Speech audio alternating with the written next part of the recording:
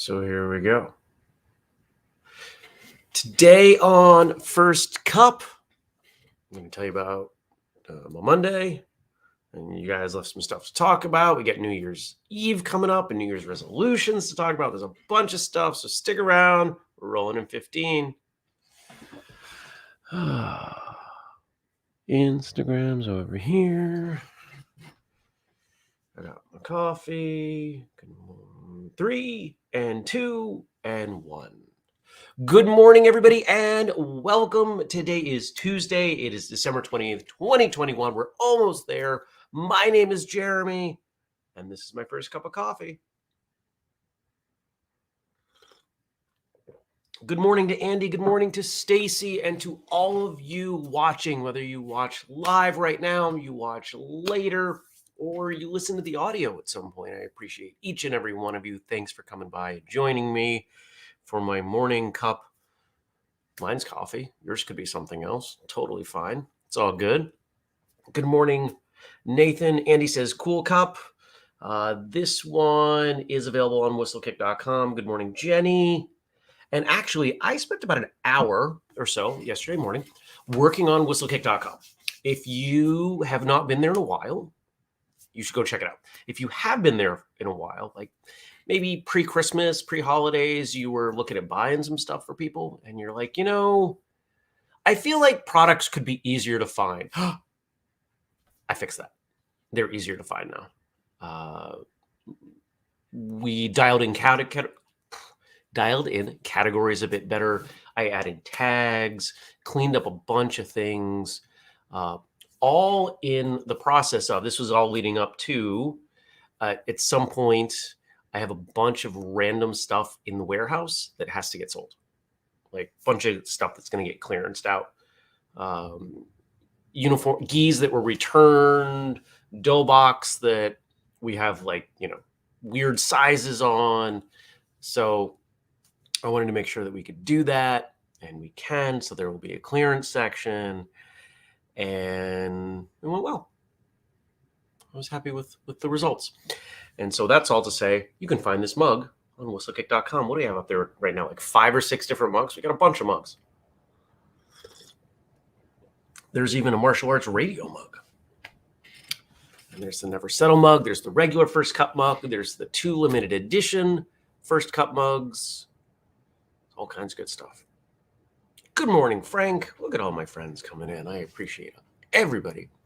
Frank left us stuff to talk about, as did Chris and Josh. So thank you, gentlemen, for doing so. How was your Monday? Did you have a good Monday? I had a pretty good Monday. I did that work on the website, as I said, and then I had some meetings, and then I did some work, and I ate some food. Well, I'll show you. There was something else I did. I don't remember what it was. Something else in the middle. My new shelves for my plants came in. I'd been using these old end tables that my family had given to me as a plant stand. And it worked, but I felt like they took up a lot of space for what they were. And I think I might have mentioned this last week, maybe it was yesterday, that I had ordered these new shelves because I kept looking at them and they reminded me of the cat, because she used to hang out there. They sat over one of the forced air vents, and it got really warm there. And so she would lay there, and looking over there without her there was sad. So I wanted to, check a few boxes at once. And if you take a look at my personal Instagram, you can see what they sent me. And it's basically Lincoln Logs. And it was really, I didn't expect it to be Lincoln Logs, but it was fun. I put together these randomly sized, they were like 1 inch by 1 inch blocks of wood. The connectors were plastic, but this 11 shelf plant stand was something like 45. I think it was an open box, which it wasn't even an open box, but I got it from Amazon for like $40. It was super cheap. And it's actually made of wood, mostly.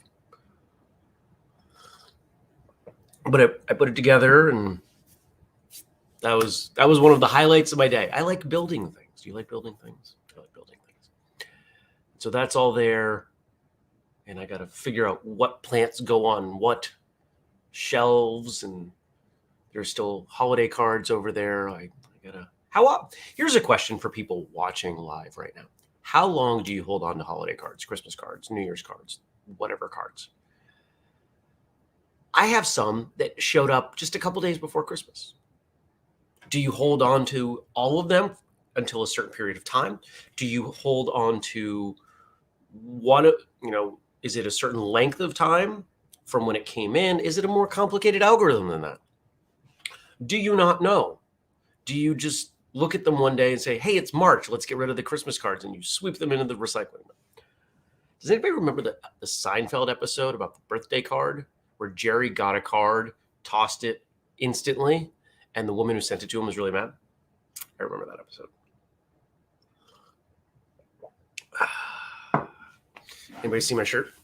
If you're watching on Instagram, you got a different angle, so you can see it differently. Here, let's take off the banner. There we go. Back to comments. Deadlifting cat shirt. It's one of my favorite shirts. And I'm wearing whistlekick sweatpants. Then I went to the gym, and I spent half of it playing with the dog. And I spent the other half of it kicking. I was kicking over things. I was balancing kicking over things. I set up the heavy bag. I was practicing a bunch of superfoot stuff. There goes the plow. It went well. It actually felt pretty good. When's my next session with Terry? The 7th? Yeah. Practicing with Terry on the 7th. So it was good. Good morning to Tommy. All right. So question on the cards. Stacy says, mostly saves them until New Year's. Occasionally I save one longer because of the message. Jenny says, photo cards I save and pack with my holiday decorations so I can look at them again every year. If a regular card has sentimental value, I'll do the same thing. Otherwise, cards get recycled at some point in January. Kelly, good morning, Kelly. If they are for my students, I keep them in the folder forever. Other people's already trashed. Ooh. Andy says about a week. So I'm looking at these. Now, I completely understand the saving of things. I totally get all that. I'm not that kind of person. I don't save everything. If I saved everything that evoked some emotion in me, I would have boxes and boxes and boxes. And guess what? I already do. I'm trying to have fewer boxes. So I get it. Tommy says, I hang mine on a door until spring. Yeah, see, I don't want to do that. I think New Year's. I think I'm going to save them until New Year's. And then I'll probably look at them again, and then they'll probably get recycled. I think that's okay.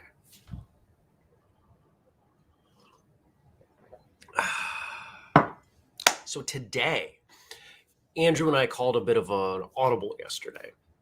The original plan was he was going to come up, we were going to record a couple episodes, and then I was going to record an 11, a 1, and a 3. And as we talked about it, said, that doesn't leave us as much time as we normally have. Does this make sense? And we compared notes. And so he's actually going to come up tomorrow afternoon. And that means I think we're doing another Q&A. Hello to those of you watching on Instagram. Yeah, for everybody here, everybody on this camera, Instagram's over there. So where was I going with that? Oh, so Andrew's going to come up tomorrow. I think we're doing a live Q&A tomorrow afternoon at some point. So keep an eye on your Facebook. We'll post that there when that's happening. And then, I don't know. We'll probably just hang out. I think we're going to have lunch and just kind of do our thing. So that gives me the morning free. So what am I doing with my morning? What am I doing until 11? I don't know.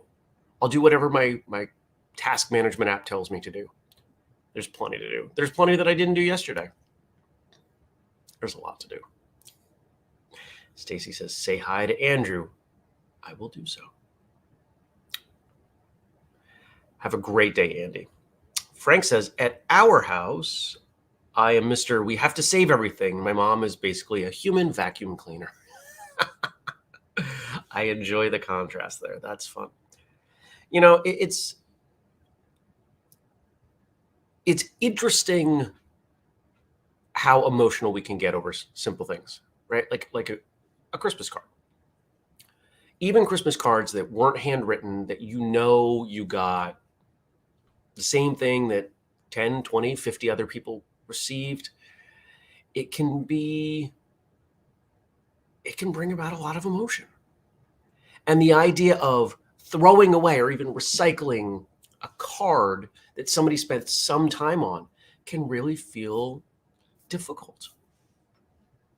One of the boxes I've gone through it a few times, is a box of stuff that my mother had saved from school when I was a kid, drawings and whatever. And it's been interesting to look through that stuff and see what she saved and what she didn't.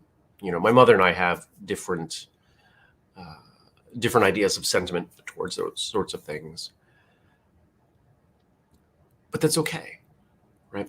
So I'm looking at those cards,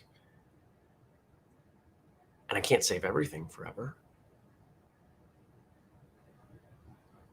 So I have rules, just as 12 Months to Health is all about rules. I'm showing it to two cameras. I need these rules in my life. Otherwise, I don't know what to do. I don't know how to handle things like this. So I look at the cards and it's like, okay, is there utility in these items? No, there isn't. No. Is there a strong emotional attachment to them? Is there a story associated with them? No, not with any of those that are over there. Now, I suppose if I was seeing someone and it was like the first Christmas card she sent me, maybe that would qualify as something of significance, of story, right? Something I might want to look back on later. But there's nothing in 20 years that I'm going to look back on these cards and say, I want to hold on to these. And I'm glad I did, right?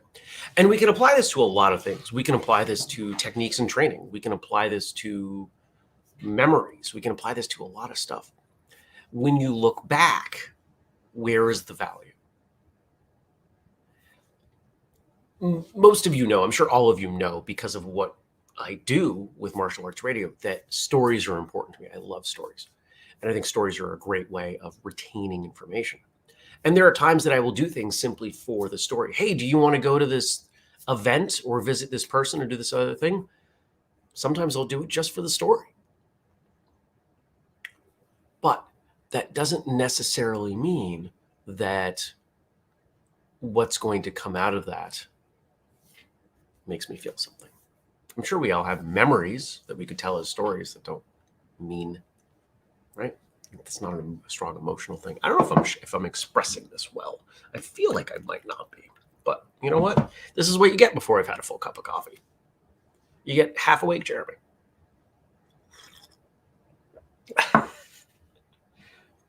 Jenny says, one of the things that brought me guilt when my stepmom passed away was that I had just thrown away some old cards that my kids and I had received from her a few weeks before she passed. I was upset that I no longer had anything with her handwriting to save. I get that. Stacy says, I have a 3-ring binder called Dr. Feelgood. What's in the binder, Stacy?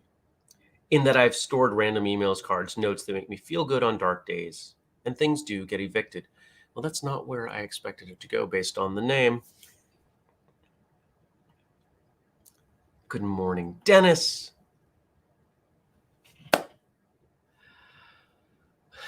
It's about balance. It's about balancing the value of the things with the space they take up and the time involved and all that. If I saved everything that had been passed down to me, I would have no room for anything. I've literally been given things that have been in the family that nobody wanted. It was almost like a curse. Like there was a table that my mother gave me once, an antique table. It must have weighed 150 pounds, and it wasn't that large, and it wasn't that nice. And I don't think anybody wanted it. And when she gave it to me, it was, here, now this is yours. Not, here, I thought you might like it. No, now this is yours, as in, now this is your problem. And it was on the curb an hour after she left because I didn't want it. Just because something has history doesn't mean it has value.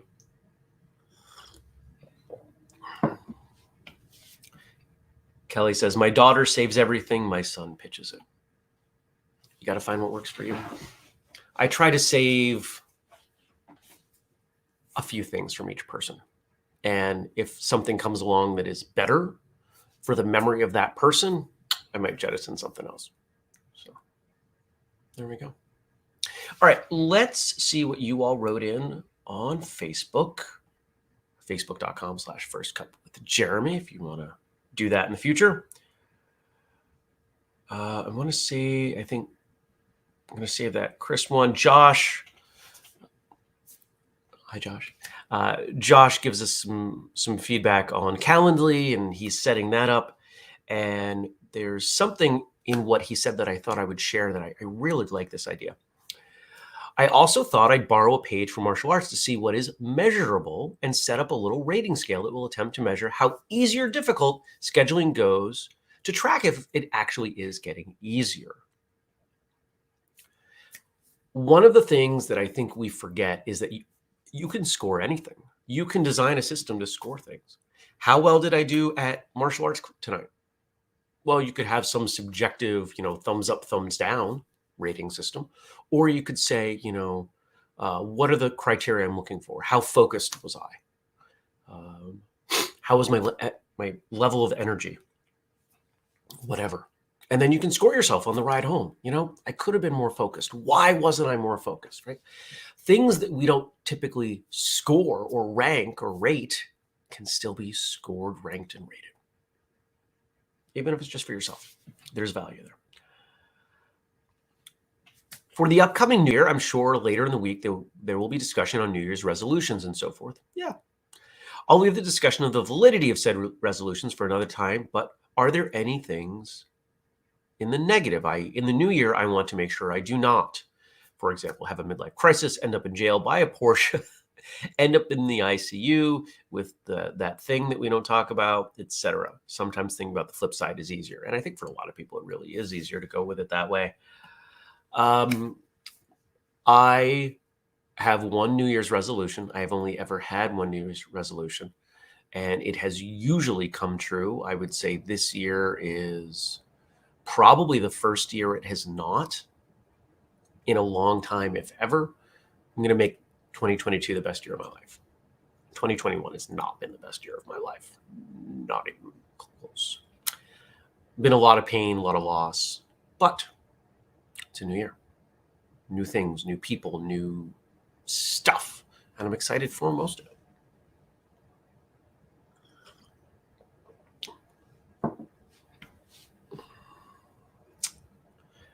Jenny, I hear you. All right. So let's do this. So I am doing a show Friday, New Year's Eve day. Let's make sure that we post New Year's resolutions in the group, or you can show up and have them live, and we'll talk about them for Friday. So for Friday's episode, we'll do your New Year's resolutions. Okay. But if you have thoughts, kind of more vague, general thoughts on resolutions that might be appropriate to share right now, feel free to drop those in the chat. Stacy says, this is in reference to 2022. New adventures, Mr. Phoenix Rising. Phoenix Rising being a reference to the seminar tour and a bit of the broader sentiment that I'm bringing into 2022. It's a new year for us. It's a new year for me. And there's some new stuff going on, some big stuff, and I'm excited. All right. So from Frank, today is National Card Playing Day. And we've got 2 quotes from Kenny Rogers and one from Randy Pausch. Fun fact about Kenny Rogers, not even really about Kenny Rogers. If you've been listening to martial arts radio for a long, long time, you may remember an episode with Mr. Cecil Washington. Goes way, way back, first 100 episodes. And how do I know that? Because I was doing all the editing. I remember editing this episode. Most episodes do not stick in my brain. This one does. Because towards the end of the episode, Cecil talks about Kenny Rogers and the gambler as a wonderful philosophy for life. You have to know when to hold them. Your tongue, your technique, your temper. You have to know when to fold them. When do you move on? When do you call it quits, etc. And he went through the chorus line by line and applied those elements of the chorus, those lines of the chorus, to life and to martial arts. And I thought it was really cool. And if you haven't heard that episode, you might want to go back. You might want to check that one out. So our first quote is this very famous line from Mr. Rogers. You got to know when to hold them, know when to fold them, know when to walk away, know when to run. You could apply that. I mean, that would make a wonderful self-defense philosophy, wouldn't it? You can teach people that song at your school, and then, all right, there you go. There's the chorus, and there's what you do. When do you hold? When do you fold? When you walk away? When you run? There's a lot there. Chat's blowing up. Stacy says, I didn't know this. Kenny Rogers was a gifted portrait photographer. Absolutely marvelous. I did not know that. And she says that she does remember that episode. Second quote. He said, son, I've made a life out of reading people's faces and knowing what their cards were by the way they held their eyes. Eyes are the window into the soul. How many cliche quotes are there about eyes? Right? There's a ton of them. There's a reason for that. It is, if you are practiced at reading someone's eyes, you can pick up anything that you need. It's funny, there are people that I know just a little. And this has happened twice in the last month where, oh, hey, how's it going? Oh, I'm doing okay. You know, and their words say that they're doing well. The tone of their voice says they're doing well. Their eyes do not. And I say, sure about that? You don't have to tell me if you don't want to, but I'll admit I'm questioning the authenticity of that statement. And one of the people just kind of looked at me like, I can't hide stuff from you. And did ultimately tell me what was going on. And the other one was a little less taken aback, but did kind of correct what they were saying. And it was just the way they held their eyes. I really like that song. I am not what I would call a country music fan, but and some people don't even consider Kenny Rogers country. Kind of blurs that line with rock, but it's a great song. And then, because, you know, everything we do on the show ends up full circle in one way or another. Kenny Rogers, Seinfeld. Anybody remember that episode? We cannot change the cards we are dealt, just how we play the hand. Randy Pausch. No, we can't. People complain all the time what they have, where they're at. And I kind of wish I had the mug that Jenny and her family had sent me. Do what you can with what you have where you're at. That's all we have the ability to do. Complaining about circumstances, complaining about what other people do is absolutely useless. I would love, so here, one of the things that drives me crazy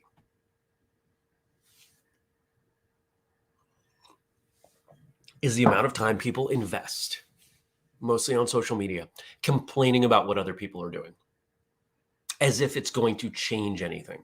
And I've had conversations with people and said, do you really think that the hours that you invest every week into posting these things and arguing with people that you have shared meals with, that you would say you used to be friends or even love.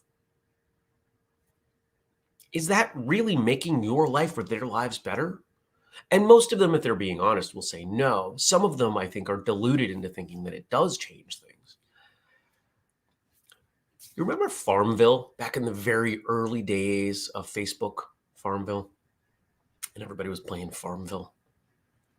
Somebody released a study and they had figured out, they had worked with, I think Zynga was the company behind Farmville, how much food we would generate if the people who were playing Farmville actually grew like a simple garden, put the exact same amount of time into it. And it was an absolutely stupid amount of food. It was just ridiculous. I would like to commission some study that is similar, addressing change, whatever change it is.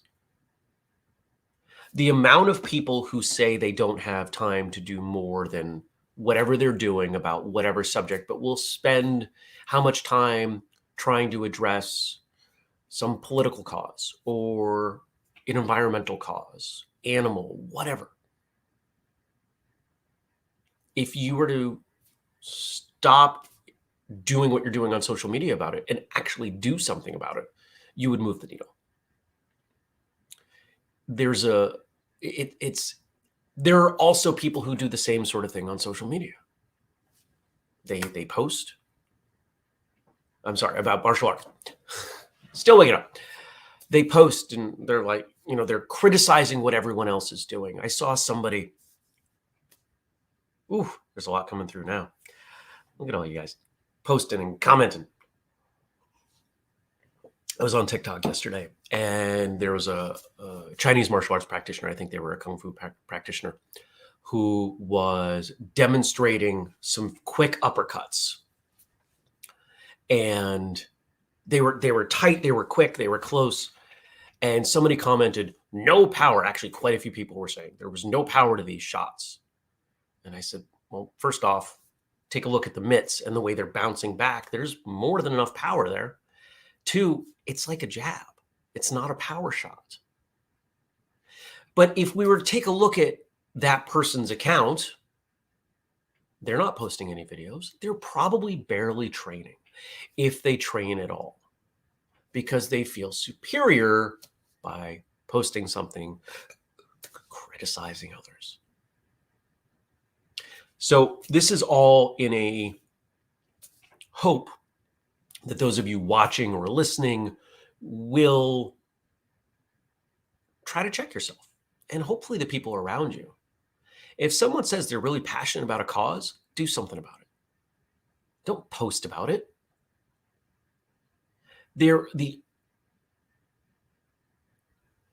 For so many of the causes that people are passionate about, the manner in which and the things that people are posting about, not only is it not helping, in quite a few circumstances, it's hurting. People get so riled up that they post things that force people who might be sympathetic to the cause into disagreement because of the inflammatory nature that so many people post. If you're not blah, then fine. I don't want to be associated with you. Okay, so keep that in mind.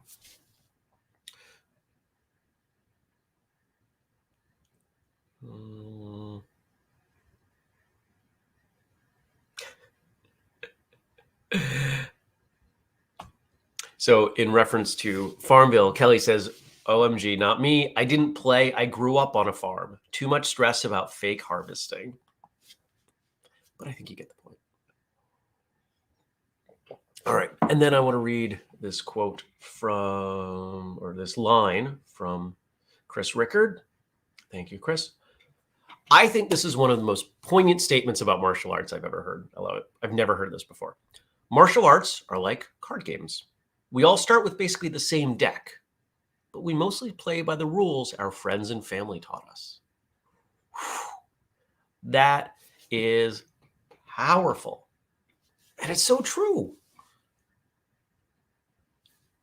That's not the right way. Those aren't the official rules. How many of us, How many of you learned how to play something like, I don't know, gin at the family table, and then you go play gin somewhere else, and people are saying, that's not how we play.